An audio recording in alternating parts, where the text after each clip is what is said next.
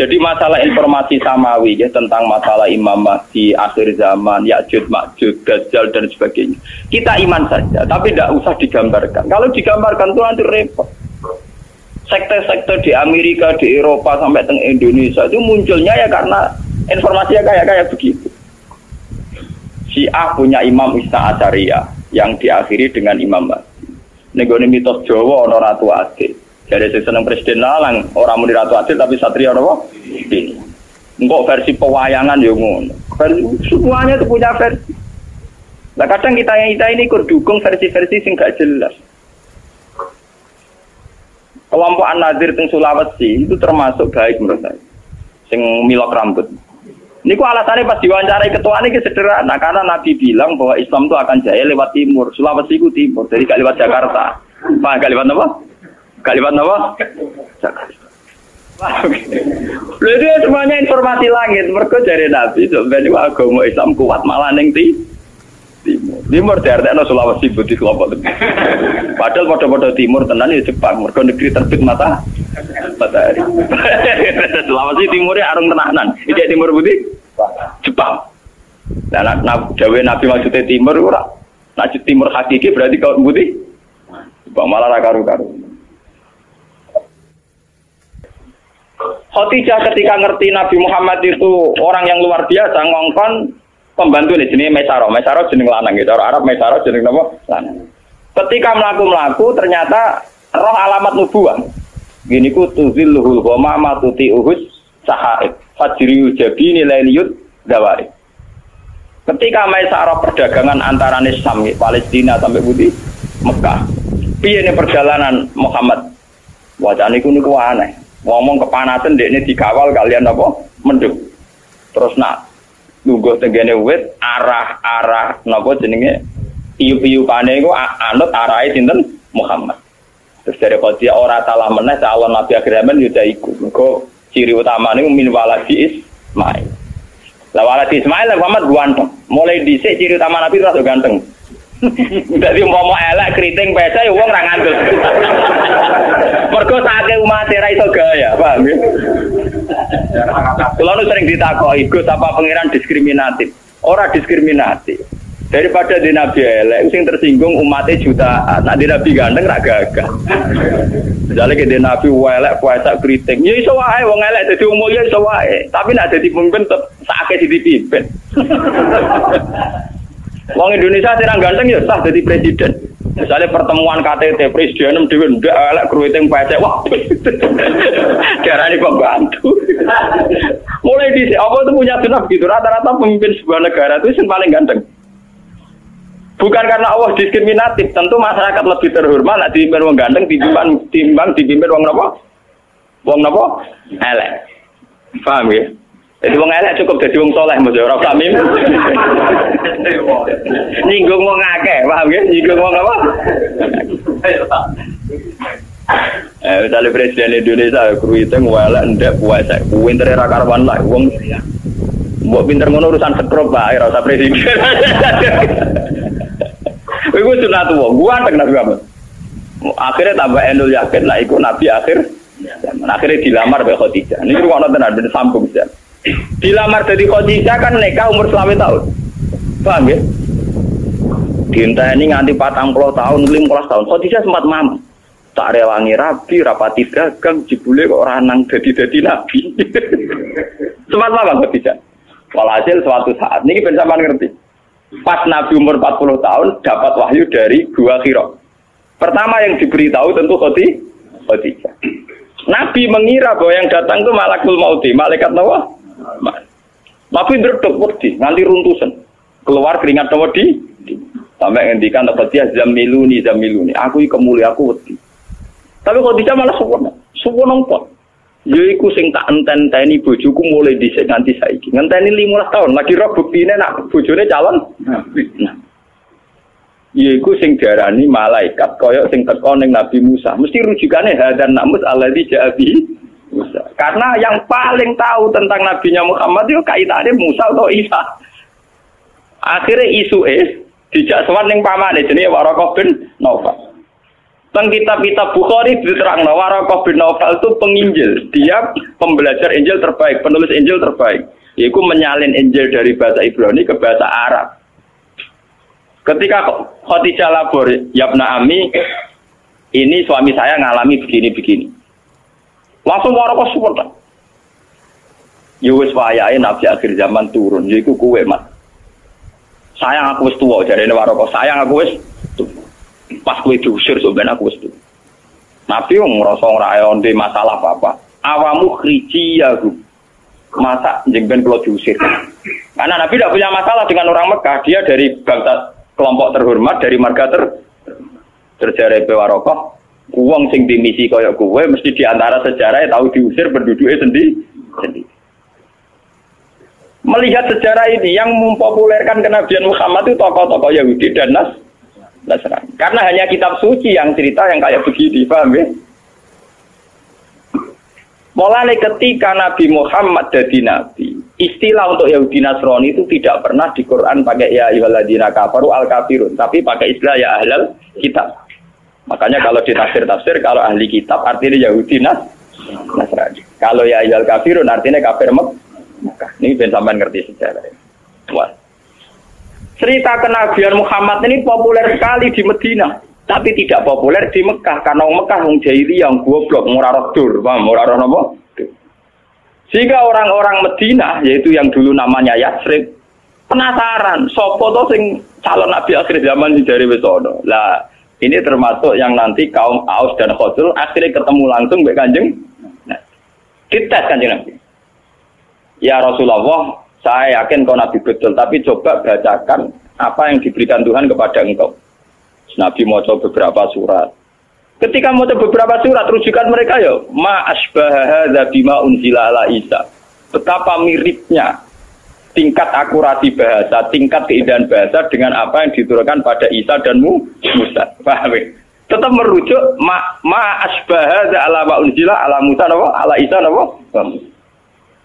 Walhasil akhirnya orang-orang ini jadi iman.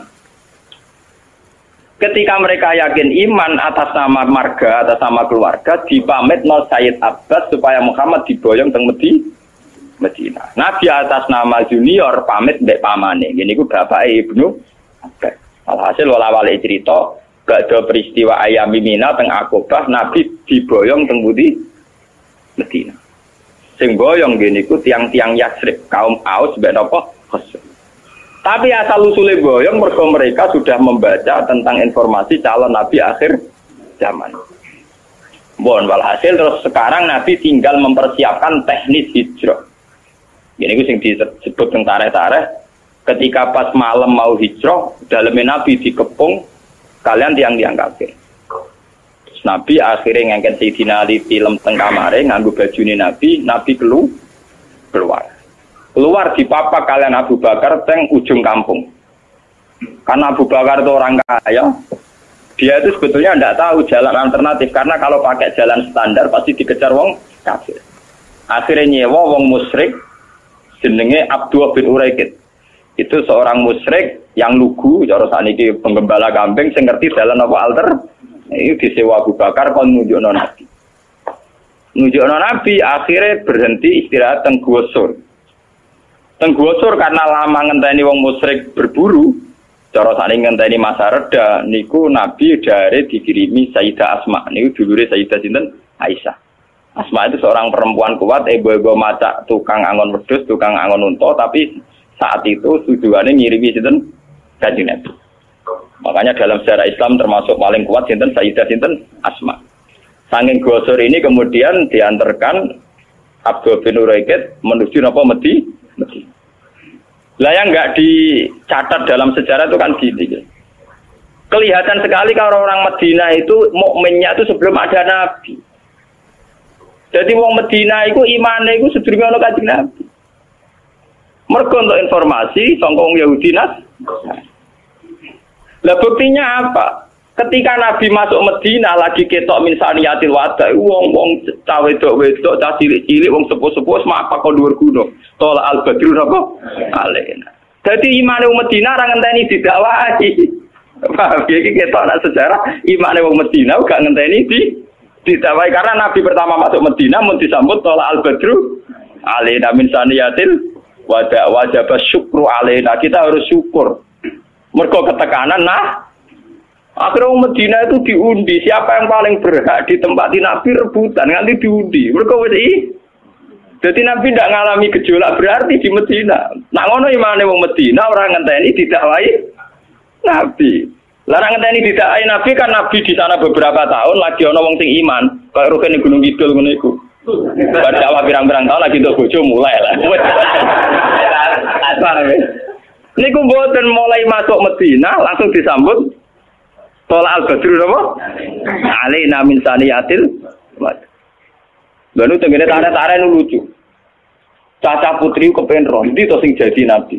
Lala sing ketok iku Abu Bakar ya ana sing dhuwur loteng mamang. Ora kok terangane Nabi bare nek iku biasa. Sing ketok bareng dirubung wong akeh sing ketok apa? Abu Bakar. Ora sing ketok iku. Bareng ketok tenan Nabi Muhammad ganteng dan gantengnya di atas rata. Lagi percaya tenang. Lha nek iku jeneng nabi tenang. Lane sing rumong rapati ganteng kiai aja beda temen-temen. Cukup dadi wong saleh, cukup dadi wong apa? Ora. Minimal gak elek. Ayo jale nabi terus untune gowang kriting pesek ndek wah makane wong ngono. Sake umate gak pede. Dia pemimpin orang kan. Paham ya? Dados tiga agama ini, Islam, Kristen, Yahudi, sebetulnya dari darah yang sama, dari ideologi yang sama, dari informasi yang sama. Kalau sudah ada kebencian, ada saling bunuh, mesti masalahnya itu politik. Mulai dulu itu masalahnya politik. Kemudian orang-orang Mekah ini terusik oleh keberhadiran Nabi sing aku-aku, ujung-ujungnya mergo habis sosial Abu Jahal Abu Lahab.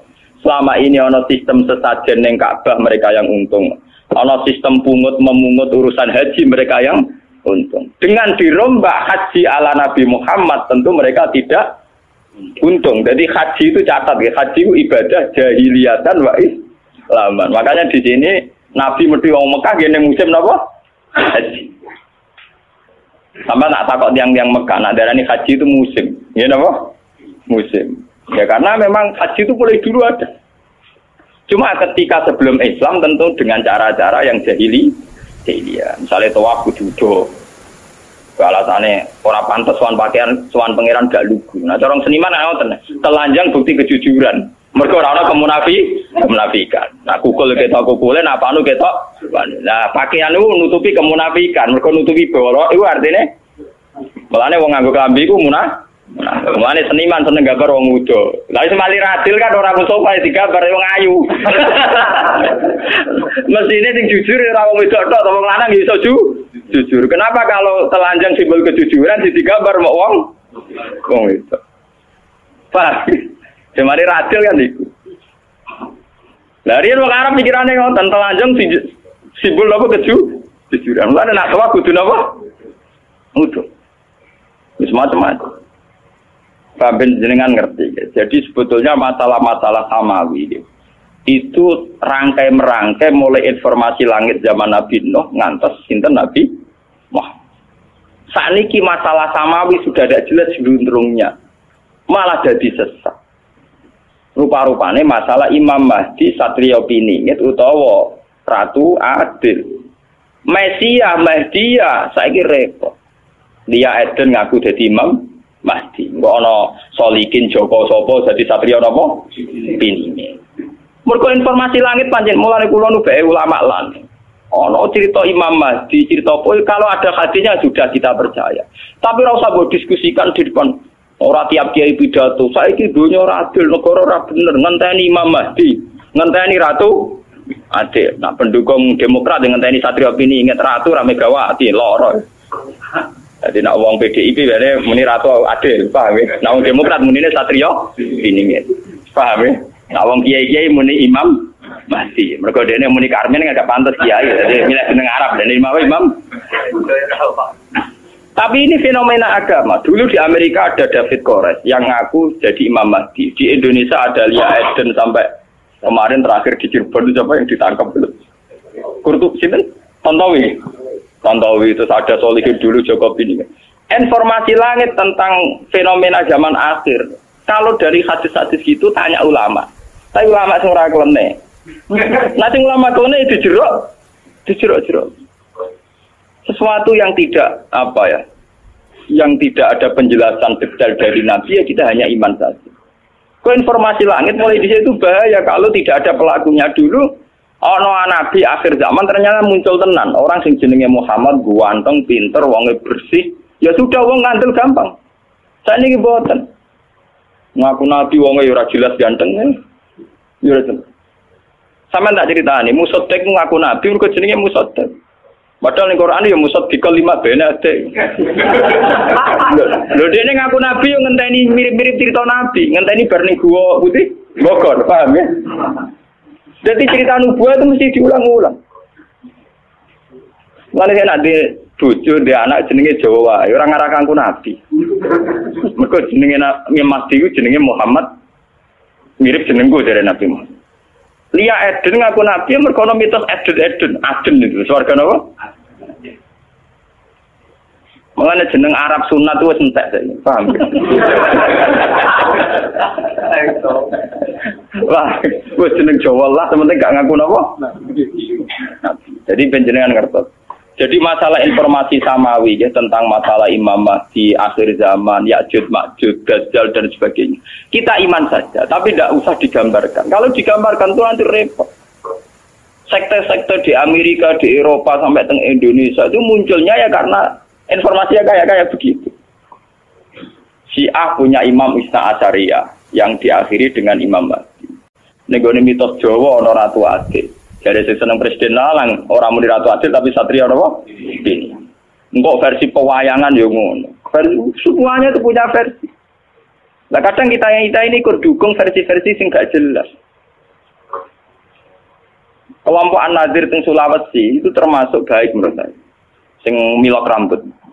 Niku alasannya pas diwawancarai ketua ini sederhana karena Nabi bilang bahwa Islam itu akan jaya lewat timur. Sulawesi itu timur, jadi gak lewat Jakarta.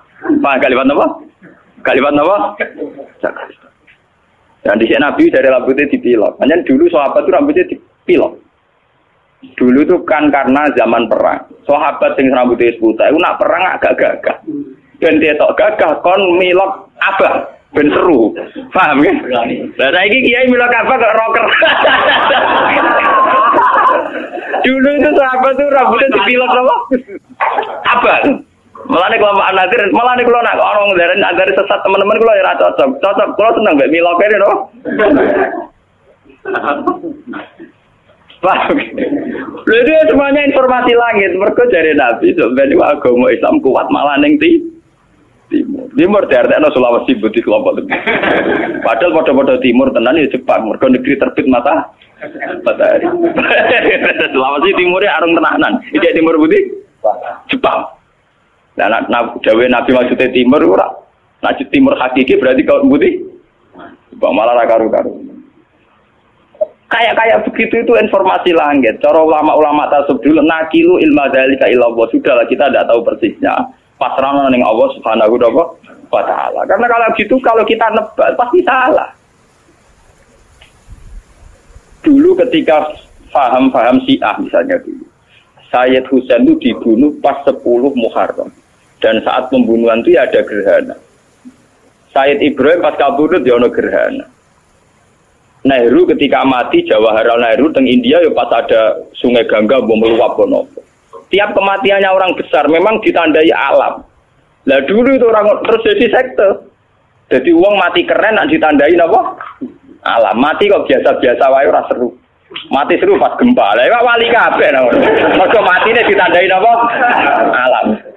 Tapi dulu memang begitu. Sampai ketika Sayyid Ibrahim gak pundut, putrane Nabi saking Sayyidah Maria Al-Qib, niku pas gerhana sampai Nabi pidato. Makanya Nabi itu seorang ilmuwan, seorang pakar. Beliau seorang Nabi tapi seorang ilmuwan. Kalau enggak orang sesat terus. Sampai Nabi pidato. Inna syamsa wal qamara ayatani min ayatillah la yakhsifani lil mauti ahadin wala yankisfani bi hayati. matahari dan rembulan itu ayatnya Allah. Ora bakal gerhana karena kematian seseorang atau kelahiran seseorang. Akhirnya malah Nabi nerangno secara sistem falakiyah, sistem astronomi bahwa fenomena gerhana matahari dan bulan fenomena ilmiah tidak ada kaitannya limauti ahadin wala lihaya. Tapi ewa semono pangeran duwe sunnah. Nak ngomong gede mati paling gak tanggalannya gampang. Ya pancen ngono. Lha pangeran di sunnah begitu. Kenapa Said Husain mati ini Pasuro? Hal yang mudah dikenang orang Islam. Dia tanggal 10 napa? Muharram. Itu kan luar biasa, sama dengan peristiwa-peristiwa besar dunia. Musa selamatkan Fir'aun di tanggal 10 Muharram. Nabi Ibrahim dibakar Namrud di pas 10 Muharram. Semua peristiwa besar dunia 10 Muharram. Zulala dan Husain dibantai di pas 10 Nah, akhirnya orang Jawa serati peristiwa gede, ngubah keris dengan yang penting orang yang dikenak. Tapi sebetulnya ada sejarahnya, secara silsilah ada apa? Jadi adalah kersane. Meskipun Nabi sepiyambak atas nama ilmiah ngendikan enggak ada kaitannya gitu. La yang kesifani limauti ahadin wala lihayat. Lane jimat haikal iku tulisane ora arian niku perkarane wali-wali riyen nak damel jimat. Niku ngenteni lintang pindah. Dina ra pindah-pindah mulai suwengi kakuati. Lah ban pindah ngalor ya sret ngalor, pindah ngidul ya sret. Gitu. Lane bentuke haikal ora karuan. Kaya bentuke sing nulis. Sing nulis ya wong bingung, sing nganggo ya wong.